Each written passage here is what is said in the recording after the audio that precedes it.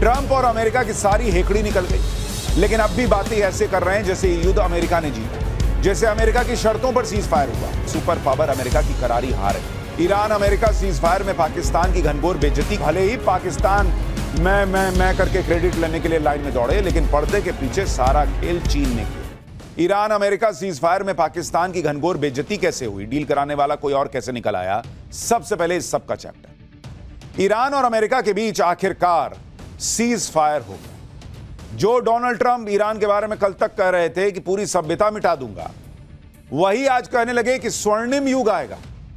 ये भाई साहब का मैंने कहा ना, इनका तार जुड़ता सटता है।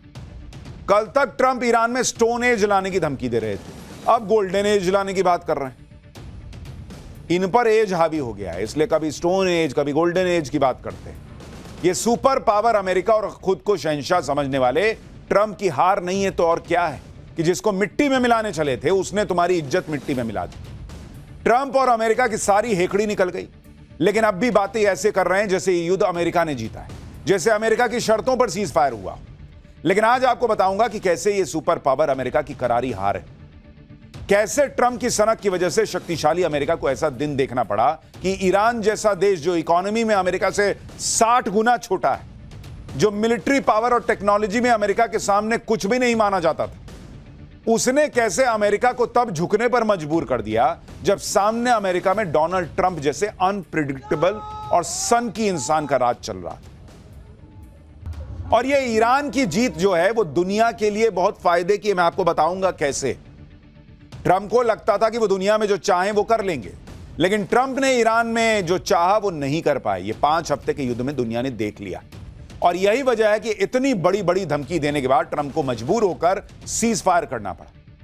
और सिर्फ सीज फायर नहीं किया है बॉस, ईरान की शर्तें मानने को तैयार हुए हैं डोनाल्ड ट्रंप। और हम पाठशाला में कई दिन से आपको जो बातें कह रहे थे वो हो रही हैं। हमने कहा था ईरान से युद्ध करके ट्रंप फंस गए और जैसे तैसे अब वो इस युद्ध से निकलना चाहते हैं। इतना सा भी रास्ता मिलेगा वो दंदना के भागेंगे, और वही किया उन्होंने। युद्ध से निकलने के लिए ट्रंप को कोई रास्ता मिल नहीं रहा था। अब ट्रंप को एक रास्ता मिला कि ईरान वो हॉर्मुज स्ट्रेट खोल देगा, जिससे हॉर्मुज स्ट्रेट के बंद होने से दुनिया में महीने भर से हाहाकार मचाता।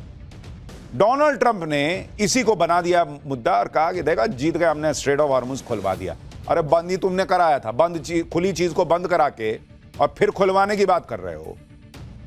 हॉर्मुज स्ट्रेट खुलेगा तो क्या युद्ध से पहले वाली स्थिति में होगा, जिसमें आसानी से तेल गैस के जहाज आते जाते रहेंगे, या फिर ट्रंप ने बेमतलब का युद्ध करके हॉर्मुज स्ट्रेट का कंट्रोल अब ईरान के हाथ में और दे दिया और ईरान का फायदा करा दिया? आज इसके बारे में आपको बताऊंगा। हॉर्मुज खोलने के बदले में ईरान अब क्या क्या वसूली करेगा, ईरान की वो कौन कौन सी शर्तें हैं जिन पर बात करने के लिए ट्रंप सीज फायर को तैयार हो गए। आज आपको यह भी बताऊंगा कि जो सीज फायर 2 हफ्ते के लिए हुआ है, क्या वो सीज फायर टिक पाएगा? सीज फायर के बीच अभी भी मिसाइलें क्यों चल रही हैं? हॉर्मुज स्ट्रेट से क्या खबर आ रही है, वो खुला या नहीं खुला? ईरान अमेरिका के सीज फायर के बीच पाकिस्तान की कैसी फजीहत हुई? चीन का नाम लेकर ट्रंप ने मुनीर शहबाज के साथ क्या खेला कर दिया? साथ ही सीज फायर के ऐलान से मार्केट कैसे बम है, सोने चांदी का क्या हुआ, क्रूड ऑयल के दाम कितने गिर गए, सबके बारे में डिटेल में आपको बताऊंगा। लेकिन सीज फायर के बाद जो माहौल बना था, पहले उसकी एक झलक देखिए, फिर पूरा चैप्टर बताता हूं।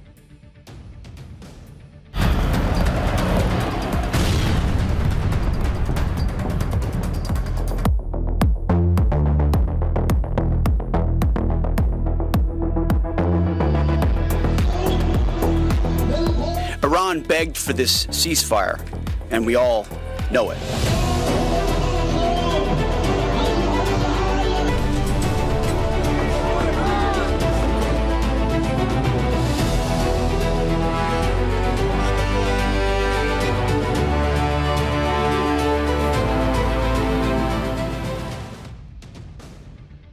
देखिए, डोनाल्ड ट्रंप कल तक तो धमका रहे थे कि ईरान को नक्शे से ही मिटा दूंगा।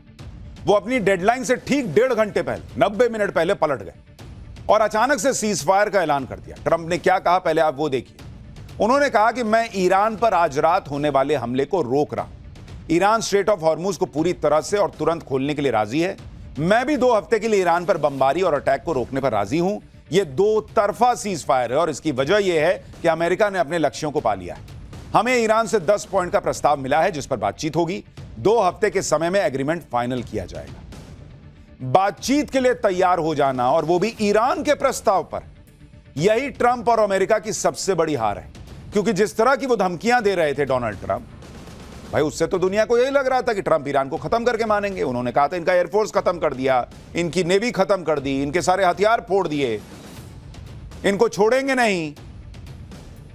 लेकिन अचानक से सीज फायर कर लिया। जब ईरान खत्म ही हो गया था तो सीज फायर क्यों किए? वो भी ईरान की शर्तों पर। ईरान की शर्तों पर बातचीत के लिए वो कभी तैयार होते अगर मजबूर ना होते।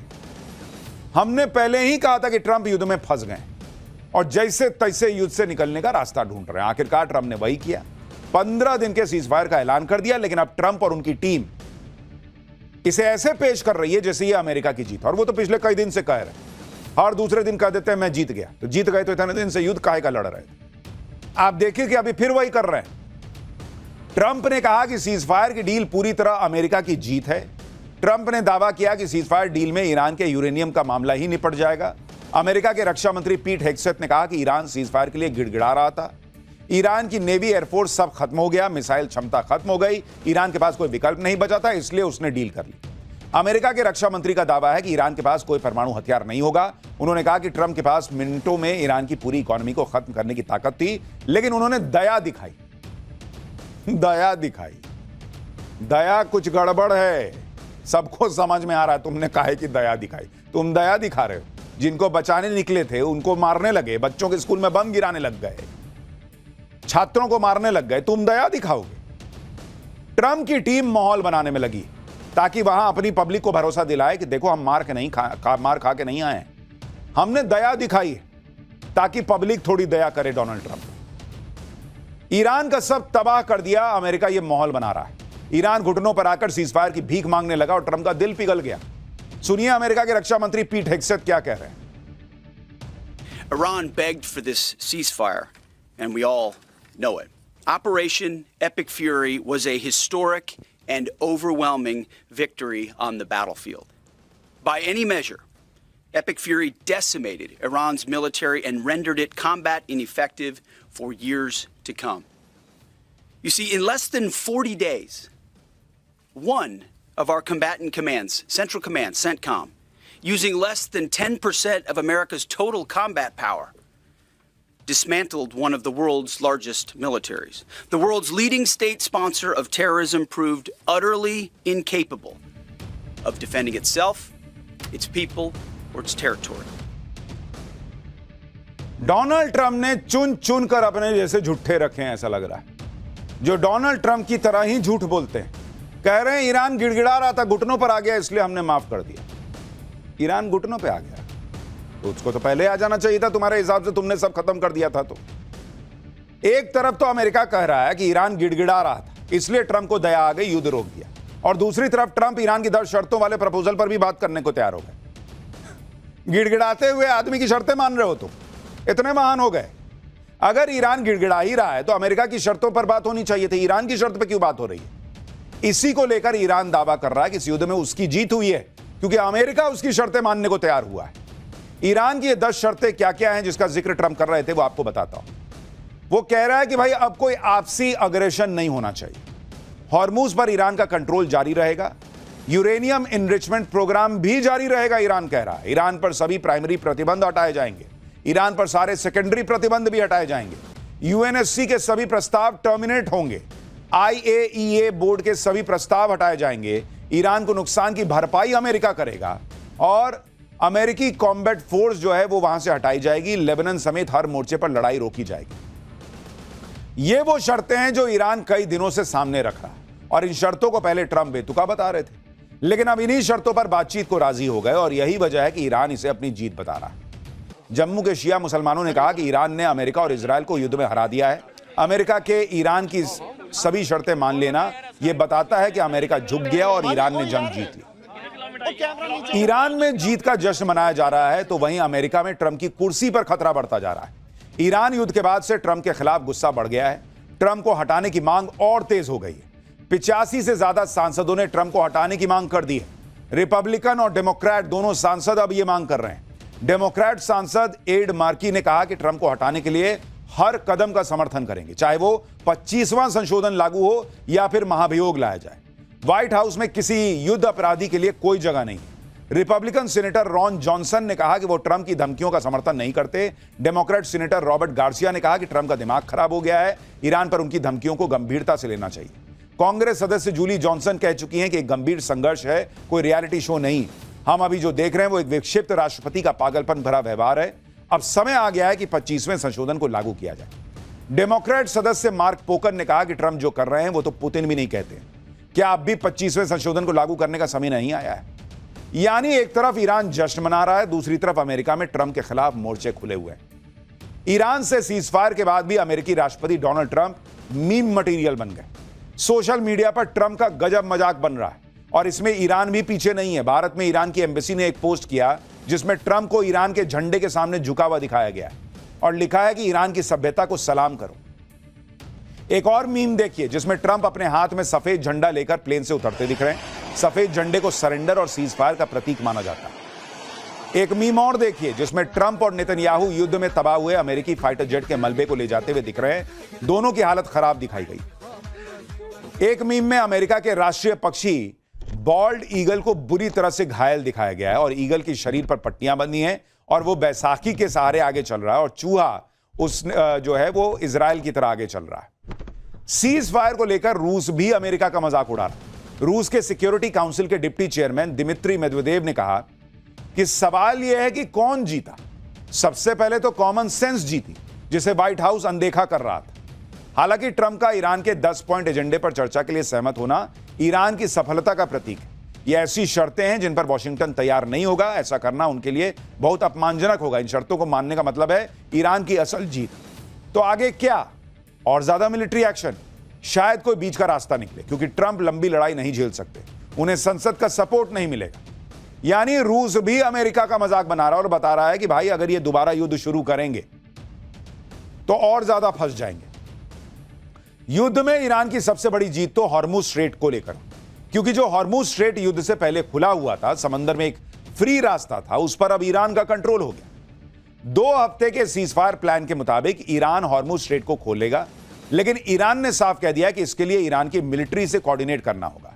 जहाज निकलने के बदले ईरान पैसा लेगा, कुछ पैसा ओमान को भी जाएगा। ईरान कह रहा है कि वो ये पैसा ईरान के पुनर्निर्माण में लगाएगा। ईरान कह रहा है कि हॉर्मुज एक नेचुरल कॉरिडोर है जिसे ईरान बहुत समझदारी से मैनेज करता है। ईरान अब हर शिप से $2 मिलियन चार्ज करेगा। हर साल करीब 32,000 शिप निकलते हैं। इस तरह ईरान को $64 बिलियन यानी करीब 6 लाख करोड़ की सालाना कमाई होगी। यह रकम ट्रंप को युद्ध में हुए कुल नुकसान का करीब 1.5 गुना है। यानी ईरान ने हॉर्मुज पर कंट्रोल भी कर लिया, हॉर्मुज के जरिए अपना नुकसान भी पूरा कर लेगा। तो ईरान नहीं जीता तो कौन जीता बॉस? जिस स्ट्रेट ऑफ हॉर्मुज से फ्री में जहाज निकल जा रहे थे, वहां से अब ईरान जो है वो चुंगी वसूल रहा है। करा पैसा दो तब जाने देंगे। तो डोनाल्ड ट्रंप ने तो ईरान का काम आसान कर दिया और बढ़िया कर दिया, उसकी कमाई का रास्ता खोल दिया। क्या ही देश, क्या ही नेता है। स्ट्रेट ऑफ हॉर्मुज के रूप में ईरान के हाथ अलादीन का चिराग लग गया भाई, जिससे वो बेहिसाब कमाई कर लेगा। एक तरफ अमेरिका है जो 40 दिन के युद्ध में अपना नुकसान करवा बैठा है, उसे कोई फायदा नहीं हो रहा। दूसरी तरफ ईरान है जो बर्बाद होने के बाद भी जमकर कमाई करेगा। आप देखिए अमेरिका का जो खर्च हुआ है, 40 दिन ये युद्ध चला और 40 दिन में जो खर्च हुआ अमेरिका का, यूएस का खर्च हुआ है 3,70,000 करोड़ रुपए बॉस। 3,70,000 करोड़, मतलब ऑलमोस्ट आप मान के चलिए कि 4 लाख करोड़ अमेरिका ने डुबा दिए। और ईरान का फायदा यह हॉर्मुज से, ईरान का फायदा होगा 6 लाख करोड़ सीआर सालाना बॉस। अब आप सोचिए कि डोनाल्ड ट्रंप ने क्या ही ईरान के लिए कर दिया। अपने 4 लाख करोड़ रुपए डुबाकर ईरान के लिए हर साल 6 लाख करोड़ रुपए कमाने का रास्ता खोल दिया। इसीलिए ना रूस कह रहा है कि कॉमन सेंस भी नहीं है व्हाइट हाउस के पास। आप यह भी देखिए कि हॉर्मुज से टोल वसूलने के लिए ईरान क्या तैयारी कर रहा है। सीजफायर की शर्तों पर हॉर्मुज पर ईरान की कंट्रोल भी शामिल है और यहां से गुजरने वाले हर शिप से ईरान टोल लेगा। और टोल लेने के लिए ईरान ने क्या कंडीशन रखी है? हॉर्मुज से गुजरने वाले टैंकर से ईरान $1 प्रति बैरल के हिसाब से टोल वसूलेगा। ईरान शिपिंग कंपनियों से टोल की रकम का भुगतान क्रिप्टो करेंसी मिलेगा। खाली टैंकर बिना कोई टोल दिए हॉर्मुज से गुजर सकते हैं। ईरान ने क्रिप्टो करेंसी में टोल का भुगतान इसलिए तय किया है जिससे उसे ट्रैक न किया जा सके और जब्त करने का खतरा भी नहीं होगा। ईरान से युद्ध में ट्रंप ने ऐसी ऐसी गलतियां की हैं बॉस, जिसकी कीमत उनके साथ साथ पूरी दुनिया को चुकानी पड़ी। और इन गलतियों के चक्कर में ट्रंप को 5 बड़ी हार झेलनी पड़ी। पहली हार, युद्ध का मकसद ईरान में सत्ता परिवर्तन था, जो पूरी तरह फेल हो गया। उल्टे ईरान अब ज्यादा मजबूत हो गया। जो सरकार पहले आंतरिक दबाव में थी, उसकी पकड़ और मजबूत हो गई, लोगों का सपोर्ट बढ़ गया। दूसरी हार अमेरिका की, स्ट्रेट ऑफ हॉर्मुज जो युद्ध से पहले खुला हुआ था, उसे बंद करवा दिया। जो रास्ता युद्ध से पहले फ्री था, उस पर टोल लगवा दिया। तीसरी हार अमेरिका की, युद्ध का मकसद ईरान को न्यूक्लियर हथियार बनाने से रोकना था। युद्ध की शर्तों में यह शामिल था कि ईरान के संवर्धित यूरेनियम को ईरान से बाहर शिफ्ट किया जाएगा। लेकिन यह काम भी ट्रंप कर पाएंगे या नहीं, यह अभी क्लियर नहीं है। इसके अलावा अमेरिका ना ईरान के मिसाइल प्रोग्राम को पूरी तरह रोक पाया, ना ही उसकी मिलिट्री की ताकत को। अमेरिका की चौथी हार यह है कि ईरान से युद्ध के चक्कर में अमेरिका की सुपर पावर वाली छवि को नुकसान हो गया। नेटो अलग कमजोर हो गया। अमेरिका का साथ देने कोई नहीं आया। अमेरिका को भी हराया जा सकता है, यह मैसेज पूरी दुनिया में चला गया। पांचवी हार, इस युद्ध से ट्रंप ने अपनी बची खुची विश्वसनीयता भी खो दी। आज की डेट में ट्रंप की बातों का कोई ढेले भर का भरोसा नहीं करता। 5 हार अपने सीने पर लेकर घूम रहे हैं डोनाल्ड ट्रंप। और अमेरिका के सुपर पावर का तमगा छिनना, यह वर्ल्ड ऑर्डर के चेंज होने की तरफ बढ़ने जैसा कदम है। क्योंकि अमेरिका का CIA का जो हिसाब रहता है वो यही रहता है, या तो ये सेना लेके घुस जाते हैं या पीछे से खेल करते हैं। यहां ये लोग कम थोड़ी खेल का ट्राई करते हैं। सब जगह सारे देश में जहां सेना घुसा दो या पीछे से कुछ फंडिंग करके कुछ कुछ करते रहो। अब अमेरिका थोड़ा अपनी औकात में रहेगा, क्योंकि जहां घुसना चाहेगा हर कोई उसको याद दिलाएगा कि ईरान भूल गए, और वहां पब्लिक भी याद दिलाएगी कि तुम्हारे इसी काम के लिए चुने हैं क्या तुमको। यानी ईरान से युद्ध लड़कर ट्रंप ने ईरान को और मजबूत कर दिया और अमेरिका को कमजोर। दुनिया का नुकसान कराया वो अलग। आप देखिए, जो ट्रंप ईरान को स्टोन एज में पहुंचाने की धमकी दे रहे थे, वही ट्रंप अब गोल्डन एज की बात कर रहा है। सीजफायर होने के बाद ट्रंप ने कहा कि विश्व शांति के लिए आज का दिन बहुत बड़ा है। ईरान भी यही चाहता है। अब उनका सब्र जवाब दे चुका है और यही हाल बाकी सभी का है। हॉर्मुज में ट्रैफिक को संभालने में अमेरिका मदद करेगा। इस क्षेत्र में कई सकारात्मक कदम उठाए जाएंगे और बड़े आर्थिक अवसर पैदा होंगे। ईरान अब अपने पुनर्निर्माण का काम शुरू कर सकता है। हम हर तरह की जरूरी चीजों की सप्लाई के साथ मौजूद रहेंगे। ट्रंप ने कहा कि यह उनको भरोसा है कि मिडिल ईस्ट का गोल्डन एज साबित हो सकता है। यानी डोनाल्ड ट्रंप मान रहे हैं कि ईरान अपना पुनर्निर्माण करेगा और अमेरिका मदद करेगा। तो घुमा फिरा के तो वही बात हो गई जो ईरान कह रहा था कि तुमने फोड़ा, तुम ही बना के दोगे। डोनाल्ड ट्रंप कह रहे हैं कि हां तुम शुरू करो बनाना, हम देंगे तुमको, मदद देंगे। यह तो अमेरिका की हालत हो गई आज की डेट। सीजफायर के बाद ट्रंप नई नई बातें कर रहे हैं। ट्रंप ने कहा कि हमने तय किया है कि अमेरिका अब ईरान के साथ मिलकर काम करेगा। ईरान में यूरेनियम का कोई संवर्धन यानी इनरिचमेंट नहीं होगा। अमेरिका और ईरान मिलकर गहराई में दबे सभी न्यूक्लियर डस्ट को बाहर लाएंगे। इन सब की पहले से कड़ी सैटेलाइट निगरानी स्पेस फोर्स कर रही है। हम ईरान के साथ टैरिफ और प्रतिबंधों में राहत को लेकर बातचीत कर रहे हैं और आगे भी करेंगे। ईरान के साथ 15 में से कई बिंदुओं पर पहले ही सहमति बन चुकी है। ईरान और अमेरिका के बीच सीजफायर तो हो गया, लेकिन हमले अभी पूरी तरह से रुके नहीं। ईरान के लावन आइलैंड में तेल रिफाइनरी पर हमला किया गया है। ईरान के सरकारी चैनल ने इसकी पुष्टि भी की है। फारस की खाड़ी में मौजूद लावन आइलैंड रणनीतिक रूप से ईरान के लिए बहुत महत्वपूर्ण है। 78 वर्ग किलोमीटर में फैला लावन आइलैंड ईरान के प्रमुख तेल निर्यात टर्मिनल में से एक। उधर ईरान ने भी कुवैत के ऑयल और पावर इंफ्रास्ट्रक्चर पर हमला किया है। यूएई ने भी दावा किया है कि उस पर हमले हो रहे हैं। यूएई का एयर डिफेंस सिस्टम ईरान से दागी जा रही मिसाइलों को रोक रहा है। इसी के बाद सीजफायर पर सवाल भी खड़े होने लगे कि सीजफायर प्रभावी होगा भी या नहीं होगा। ईरान कह रहा है कि इजराइल मार रहा है, उसको भी तो रोको। सीजफायर तो हो गया, लेकिन ईरान को ट्रंप पर भरोसा ही नहीं है और इसलिए ईरान धमकी दे रहा है। ईरान की सर्वोच्च राष्ट्रीय सुरक्षा परिषद ने कहा है कि हमारी उंगलियां ट्रिगर पर हैं। अगर दुश्मन ने कोई गलती की तो तगड़ा जवाब देंगे। युद्ध विराम का मतलब युद्ध की समाप्ति नहीं है। सेना अभी भी पूरी तरह से सतर्क है। एक आशंका इजराइल के मोर्चे पर बनी हुई है, क्योंकि सीजफायर की बातचीत में इजराइल शामिल नहीं है। हालांकि इजराइल के पीएम बेंजामिन नेतन्याहू ने कहा है कि इजराइल 2 हफ्ते के लिए ईरान पर हमले रोकने के ट्रंप के फैसले का समर्थन करता है। नेतन्याहू की तरफ से कहा गया कि अमेरिका ने यह भरोसा दिया कि जो बातचीत होगी उसमें यह सुनिश्चित होगा कि ईरान अब कोई न्यूक्लियर मिसाइल नहीं हासिल करेगा। इजराइल और अमेरिका के लिए खतरा नहीं बनेगा। हालांकि इसके साथ ही नेतन्याहू ने यह कहकर मुश्किलें बढ़ा दी कि लेबनान पर हमले जारी रहेंगे, वो नहीं रुकेंगे। उधर लेबनान में इजराइल से भिड़ने वाले ईरान समर्थित हिजबुल्लाह ने चेतावनी दी है कि अगर लेबनान को इसमें शामिल नहीं किया सीज फायर में, तो सीज फायर टूट जाएगा। यानी सवाल उठ रहा है कि क्या इजराइल के हमलों की वजह से यह सीज फायर टूट तो नहीं जाएगा? लेकिन इजराइल इसका कोई लोड नहीं ले रहा। इजराइल ने आज भी लेबनान पर तगड़े हमले किए। इजराइल ने लेबनान के बेरूत में एयर स्ट्राइक कर दी। लेबनान पर इजराइल के हमलों से ईरान गुस्से में है। ईरान ने क्लियर कर दिया कि अगर लेबनान पर इजराइल के हमले जारी रहे तो वो सीज फायर तोड़ देगा। सीज फायर का ऐलान होने के बाद सबसे ज्यादा पाकिस्तान उछल रहा है। पाकिस्तान के प्रधानमंत्री शहबाज शरीफ को सीज फायर का क्रेडिट दिया जा रहा है। शहबाज शरीफ ने ही सबसे पहले ईरान अमेरिका के सीज फायर का प्रस्ताव दिया था और सीज फायर होने के बाद शहबाज शरीफ ईरान और अमेरिका को बात करने के लिए पाकिस्तान आने का न्योता दे रहे हैं। शहबाज शरीफ ने ईरान के राष्ट्रपति पेजेश्कियन से कहा कि पाकिस्तान के शांति वार्ता के प्रस्ताव को स्वीकार करने के लिए धन्यवाद। इस हफ्ते इस्लामाबाद में शांति वार्ता होगी और क्षेत्र में शांति स्थापित करने पर चर्चा होगी। राष्ट्रपति पेजेश्कियन ने शांति वार्ता में शामिल होने पर सहमति जता दी है। इसी हफ्ते शुक्रवार यानी 10 अप्रैल को इस्लामाबाद में ईरान और अमेरिका के बीच भी बातचीत होगी। ईरान की संसद के स्पीकर मोहम्मद गलीबाफ ईरान की नेगोशिएटिंग टीम को लीड करेंगे। अमेरिका की तरफ से उपराष्ट्रपति जेडी वेंस, ट्रंप के दूत स्टीव विटकॉफ और ट्रंप के दामाद जारेड कुशनर रहेंगे।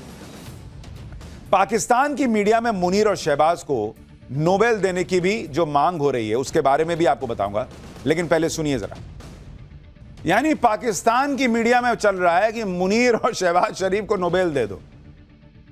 अरे कभी आईने में मुंह देख लो यार। तुमने जिसको नॉमिनेट किया, डोनाल्ड ट्रंप, जिसको तुम अपना फूफा बनाए घूम रहे हो, तलवे चाटर, उसको मिल ही नहीं रहा है।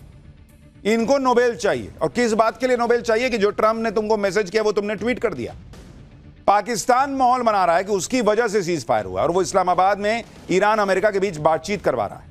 लेकिन सीज फायर में पाकिस्तान की भूमिका की पोल खुद शहबाज शरीफ के ट्वीट से खुल गई। दरअसल सीज फायर से पहले शहबाज शरीफ ने ट्विटर पर एक पोस्ट डाली थी जिसमें ट्रंप से ईरान को दी गई डेडलाइन बढ़ाने की अपील की थी। शहबाज शरीफ ने जो ट्वीट किया था उसमें ऊपर लिखा था, draft Pakistan PM message on x. यह लाइन शहबाज के ट्वीट में गलती से रह गई। हालांकि शहबाज ने फौरन गलती सुधारी और ट्वीट को एडिट करके ड्राफ्ट वाली लाइन हटा दी, लेकिन तब तक तो कांड हो चुका था। अब आप देखिए कि पहले जो ट्वीट था उसमें यह लाइन जुड़ी हुई थी और एडिट होने के बाद ड्राफ्ट वाली लाइन उसने हटा दी।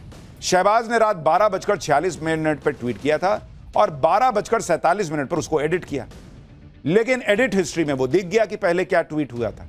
लोग कह रहे हैं कि शहबाज ने जो ट्वीट किया वो उसको किसी ने बना कर दिया था कि सुनो इसको ट्वीट कर दो, जिस पर लिखा था कि पाकिस्तान के पीएम के लिए ये ड्राफ्ट है। क्या यह मैसेज अमेरिका की तरफ से शहबाज के पास आया था कि उसे सोशल मीडिया पर पोस्ट कर दो? सुनिए पाकिस्तान के पत्रकार क्या बता रहे हैं। ऐसा देश है, खुद वहां के लोग कह रहे हैं कि भाई तुमको अमेरिका ने मैसेज भेजा, इसी के लिए पाल के रखा है क्या अमेरिका ने तुमको, डोनाल्ड ट्रंप ने मुनीर को, कि जो भेजूंगा वो ट्वीट कर देना, समझे? और वो सही कह रहा है कि भाई अगर पाकिस्तान के अंदर से किसी ने ये मैसेज बनाया होता तो वो पाकिस्तान के पीएम का मैसेज ऑन एक्स क्यों लिखता? वो लिखता पीएम मैसेज ऑन एक्स। इसका मतलब किसी ने बाहर से भेजा है कि इसको डलवा दो उसके हाथ से। सोचिए, इसी दिन के लिए ट्रंप पाल रहा है इन दोनों को, मुनीर और शहबाज को। इधर ड्राफ्ट वाले ट्वीट पर शहबाज की किरकिरी हो रही है, उधर ट्रंप ने सीजफायर में चीन की भूमिका का भी जिक्र कर दिया। ट्रंप से पूछा गया कि क्या चीन ने ईरान को बातचीत के लिए तैयार करने में भूमिका निभाई। इस पर ट्रंप ने कहा कि पर्दे के पीछे ईरान को तैयार करने में चीन ने भूमिका निभाई होगी। चर्चा इस बात की भी हो रही है कि इतने बड़े संघर्ष को पाकिस्तान अपने दम पर खत्म नहीं कर सकता और ट्रंप ने चीन का जिक्र करके साफ कर दिया कि भले ही पाकिस्तान मैं करके क्रेडिट लेने के लिए लाइन में दौड़े, लेकिन पर्दे के पीछे सारा खेल चीन ने किया। चीन ने ईरान को समझाया कि भाई रुक जाओ, बहुत दिक्कत हो जाएगी तुमको भी, क्योंकि ईरान भी तो मार खा ही रहा था ना भाई। आप उसके जज्बे की तारीफ कर सकते हैं, लेकिन ऐसा नहीं है कि ईरान को नुकसान नहीं हो रहा था, ईरान को भरपेट नुकसान हुआ है। तो चीन ने समझाया कि भाई तुम भी थोड़ा रुको, थांबा थोड़ा।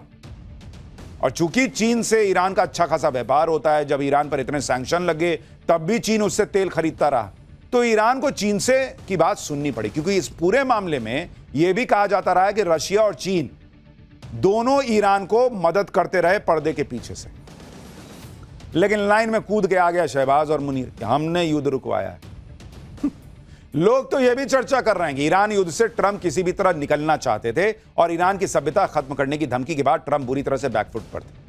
ईरान पर हमला नहीं करने का फैसला ट्रंप अगर खुद लेते तो उनकी और किरकिरी होती, इसलिए पहले शहबाज शरीफ को मैसेज भेजा कि डेडलाइन बढ़वाओ और सीजफायर की अपील करवाओ और ट्रंप इसको मान लेंगे। लेकिन शहबाज शरीफ ने तो कांड कर दिया, उसने सब लीक कर दिया, तो इन्होंने भी कन्नी काट ली और बोल दिया कि हाँ भाई चीन ने कराया। और अब लोग एआई से वीडियो बनाकर शेयर कर रहे हैं, मजाक बना रहे हैं कि ट्रंप शहबाज को ड्राफ्ट देते दिख रहे हैं। देखिए कैसा वीडियो चल रहा है। बस इसको आगे चलाओ तो तहकीक करो, ये ना हो कि तुम अपनी जहालत में किसी का नुकसान कर दो और तुम्हें उसके ऊपर नदामत उठानी। फॉरवर्डेड एज रिसीव्ड, और आपका सोशल मीडिया क्या कहता है? Forwarded as received. तो लोग मजाक बना रहे हैं कि डोनाल्ड ट्रंप ने देखिए मैसेज भेजा, मुनीर को गया, मुनीर ने शहबाज को भेजा और फिर सर पे थपकी भी दे रहा कि करो ना जी पोस्ट इसको अपने अकाउंट से। यानी लोग तो सीजफायर में शहबाज के क्रेडिट लेने की तुलना जो है वो उस आदमी से भी कर रहे हैं जो प्लेटफॉर्म पर रुक रही ट्रेन को हाथ से रोकने की एक्टिंग कर रहा है कि भाई देखो मैंने रुकवा दिया। देख रहे हैं इसको, लोग कह रहे हैं कि ट्रंप ये मुनीर और शहबाज का यही हाल है, दरवाजा बंद हो रहा है उसको बंद कर दिया कि मैंने बंद कर दिया, फिर धक्का देके जैसे ऐसे दिखा रहा है कि वही ट्रेन को भेज रहा है, वही ट्रेन को रोक रहा है। यही पाकिस्तान का हाल है। अमेरिका और ईरान के बीच सीजफायर कराने में चीन की भूमिका की चर्चा बेवजह नहीं है। दावा किया जा रहा है कि चीन बहुत समय से पर्दे के पीछे से काम कर रहा था। सूत्रों के मुताबिक चीन के अधिकारी लगातार ईरान के अधिकारियों के संपर्क में थे। चीन ईरान का सबसे बड़ा ट्रेड पार्टनर है। चीन की बात को ईरान अनसुना नहीं कर सकता था। चीन के अधिकारी मध्यस्थता कराने वाले देशों के साथ काम कर रहे थे। ईरान को अमेरिका के साथ सीजफायर के लिए चीन ने राजी किया था। और आपको याद होगा कि हमने आपको पाठशाला में बताया था कि डोनाल्ड ट्रंप जो अचानक कहे थे कि मैं चीन जाऊंगा, जिनपिंग बहुत अच्छे नेता हैं, वो दरअसल चीन को सेट कर रहे थे कि अगर या तो मैं हमला करूं तो चीन ना घुसे, या फिर चीन पर्दे के पीछे ये सब सेटिंग गेटिंग कराने में मदद करे।